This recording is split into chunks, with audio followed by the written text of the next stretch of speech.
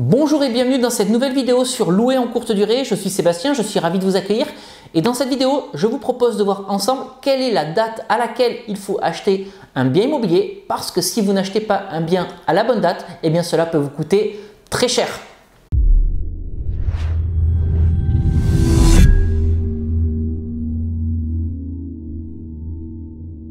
Alors on dit souvent que pour acheter un bien immobilier, la meilleure période c'était il y a 10 ans, c'était il y a 20 ans, mais c'est absolument pas de ça dont je veux vous parler aujourd'hui dans cette vidéo. Je veux vous parler de la date à laquelle vous devez acheter un bien immobilier, ou plutôt du mois au cours duquel vous devez acheter votre bien immobilier pour optimiser votre investissement. Alors vous savez qu'il y a plusieurs types de location, plusieurs types d'investissements qui existent. Il y a d'un côté la location nue et puis également la location meublée qui se décline en plusieurs catégories. La location meublée étudiante ou dédiée à des jeunes actifs. Il y a également la colocation et il y a aussi la location courte durée.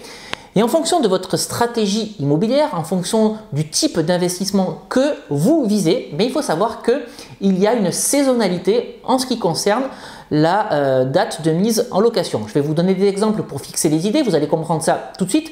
Imaginons que vous souhaitez investir et votre cœur de cible, votre population locative cible, c'est l'étudiant. Donc que vous fassiez de la location nue ou de la location meublée, en général pour de l'étudiant, vous allez acheter de la petite surface et donc la période durant laquelle il va y avoir une forte demande locative, ça va être la période d'été, c'est-à-dire les mois de juillet et les mois d'août parce que les étudiants cherchent à se loger pour la rentrée de septembre.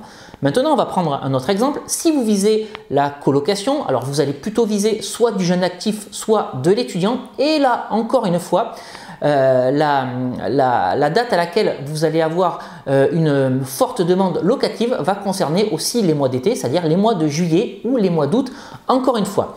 Maintenant, si vous faites de la location saisonnière, et je dis bien location saisonnière et pas location courte durée, eh bien, vous allez être également soumis à une saisonnalité. Je prends le cas d'un appartement ou d'un chalet à la montagne.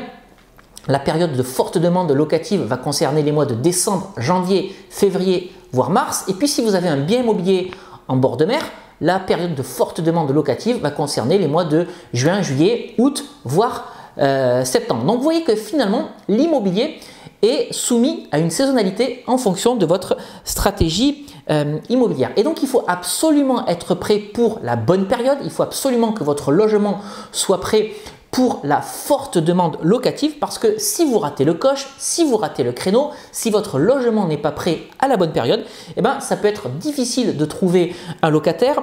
Votre appartement, il peut rester vide plusieurs semaines, peut-être même plusieurs mois. Et puis, pour pouvoir louer, ben, peut-être que vous allez devoir effectuer une baisse de loyer et ça c'est un petit peu dommage parce que au contraire si vous êtes au rendez-vous pour la période de forte demande locative, et bien dans ce cas-là vous allez pouvoir tirer votre loyer vers le haut. Et puis lorsqu'on souhaite faire de l'immobilier, le but c'est quand même de faire entrer un maximum de loyer. Alors par rapport à ce que j'ai dit précédemment, vous avez peut-être remarqué que j'ai parlé de location saisonnière et je n'ai pas parlé de location courte durée parce que en ce qui me concerne, en tout cas tel que je vois la location courte durée, il faut complètement détacher l'activité de toute saisonnalité. C'est-à-dire que votre bien immobilier doit se louer du 1er janvier au 31 décembre de la même manière ou en tout cas avec un minimum de variation. Pourquoi? Eh bien tout simplement pour minimiser le risque de l'investissement. Et donc dans ces conditions-là, quelle que soit la date à laquelle votre bien immobilier va être prêt pour la location, eh bien, ça va pas avoir d'incidence sur vos revenus locatifs ou sur votre chiffre d'affaires. Dès l'instant où vous allez mettre votre bien à la location, vous allez devoir trouver des locataires, vous allez plutôt pouvoir trouver des locataires et je recommande même de trouver ces locataires avant la fin des travaux, mais ça c'est une autre histoire. Donc maintenant qu'on s'est dit tout ça, maintenant qu'on a vu qu'il y avait une saisonnalité en ce qui concerne les dates de mise en location ou en tout cas une saisonnalité en ce qui concerne la demande locative, à quel moment il vaut mieux acheter son bien immobilier?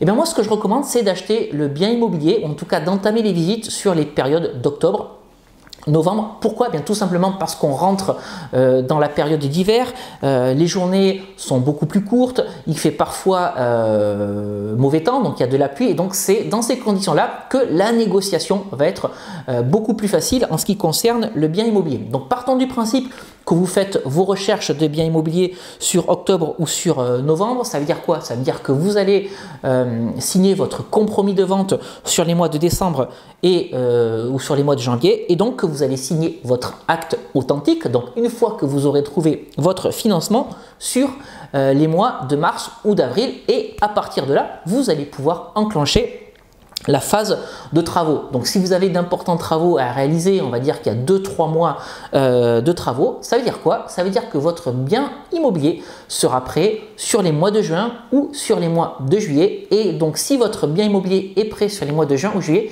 eh bien vous n'allez pas passer à côté de la période de forte demande locative, si bien entendu vous visez les stratégies immobilières que j'ai évoquées précédemment, donc l'étudiant ou le jeune actif. Maintenant, vous vous dites, ok Sébastien, tu nous as parlé de meubles étudiants, tu nous as parlé de colocation, donc tu nous as expliqué qu'effectivement il fallait plutôt être prêt sur les mois de juillet, août, parce que c'est là qu'il y a la plus forte demande. Mais qu'est-ce qui se passe dans le cadre d'une maison ou d'un grand appartement qu'on va louer en location nue? Eh bien, figurez-vous que c'est exactement la même chose. Pourquoi?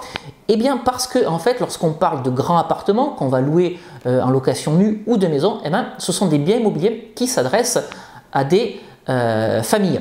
Et donc, qui dit famille dit souvent, plutôt ou généralement, des gens qui ont des enfants, et les familles préfèrent déménager à la fin de la période scolaire pour pas perturber les enfants et pour pouvoir réentamer une nouvelle année scolaire de façon tout à fait sereine. Donc généralement c'est aussi pendant la période d'été que les déménagements se font, et donc c'est également pour les mois de juin, juillet, août, voilà, que la demande locative également va être la plus forte. Alors là, je vous ai donné le calendrier si jamais il y a des mois, si votre bien immobilier, votre achat nécessite des travaux. Évidemment, vous avez aussi le droit d'acheter un bien immobilier dans lequel il n'y a pas de travaux, soit parce que vous trouvez le bien idéal qui ne nécessite pas de travaux, soit parce que ce n'est pas quelque chose qui vous intéresse, vous ne vous sentez pas de faire des travaux, auquel cas, la meilleure période pour acheter votre bien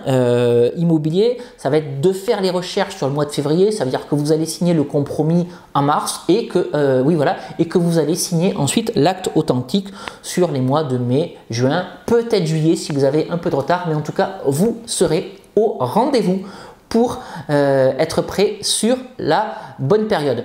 Donc je ne sais pas si c'est quelque chose que vous aviez déjà imaginé, ou en tout cas une chose à laquelle vous aviez déjà réfléchi, mais il y a vraiment une période sur laquelle il faut chercher le bien immobilier, parce que un bien immobilier c'est un projet qui démarre dès la phase de recherche mais qui se poursuit jusqu'à la fin des travaux, jusqu'à la mise en location, et donc il faut vraiment tenir compte de ce calendrier pour optimiser la date de mise en location et le loyer et minimiser la vacance locative. Donc dites-moi dans les commentaires en dessous de cette vidéo si vous aviez déjà réfléchi à ça, si vous partagez mon point de vue. Alors évidemment, si vous trouvez une bonne affaire en plein mois de juillet, c'est pas grave, faut quand même acheter. Mais voilà, je dis tout simplement qu'il y a des périodes sur lesquelles il faut être prêt pour avoir des logements à louer. Si cette vidéo vous a plu, je vous invite à la liker, je vous invite à la partager avec toute personne qui souhaite se lancer dans l'investissement immobilier. Je vous invite également à vous abonner à cette chaîne YouTube pour en savoir plus sur l'immobilier, pour en savoir plus sur la location courte durée, pour en savoir plus sur les stratégies de location en haut rendement. Voilà, je publie régulièrement des vidéos sur lesquels je fais part de retours d'expérience ou de bonnes pratiques.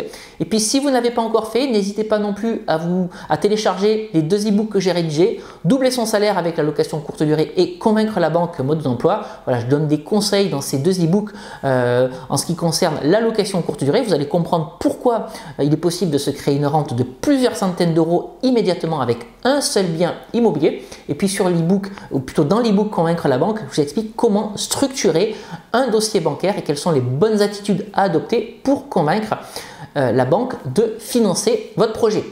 Pour télécharger ces 2 e-books, c'est très simple. Vous cliquez sur le petit i qui apparaît en haut à droite de la fenêtre de cette vidéo, et si vous vous trouvez sur YouTube au moment où vous regardez cette vidéo, vous avez les liens de téléchargement dans la description qui se trouve juste en dessous. Mais écoutez, je vais vous quitter ici pour aujourd'hui. Et puis, comme d'habitude, on se retrouve très prochainement pour une nouvelle vidéo sur louer en courte durée. Je vous dis à très bientôt. Ciao!